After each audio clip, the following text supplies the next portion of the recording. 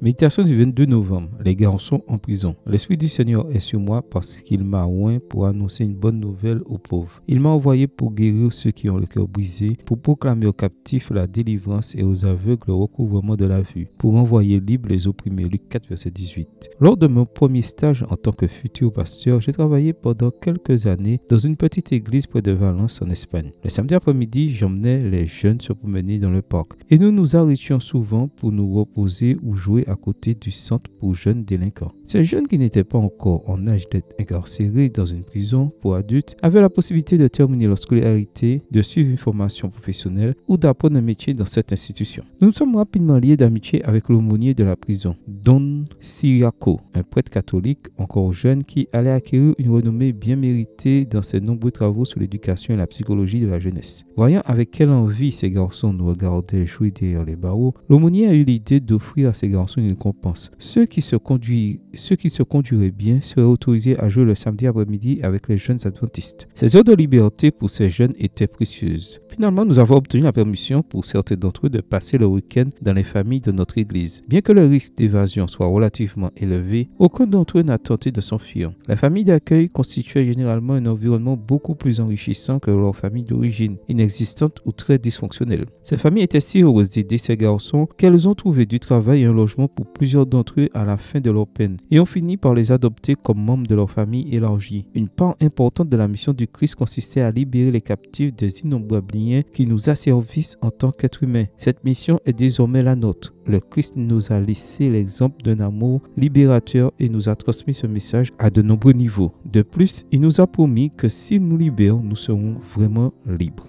Jean 8, verset 36. Aujourd'hui, il y a beaucoup de prisonniers en dehors des prisons, captifs de leur propre liberté, confondus avec l'esclavage du consumérisme, de leur propre peur, dépendance, préjugés ou vices. Aucune soi-disant liberté n'est vraiment une liberté si elle ne nous rend pas plus responsables. Comme l'a dit Götz, nul n'est plus esclave que celui qui se croit libre sans l'être. Et il n'y a pas de plus triste servitude que celle qui est ignorée. Seigneur, fais de moi un agent de libération. Amen. Bonne journée à vous et que le Seigneur vous bénisse.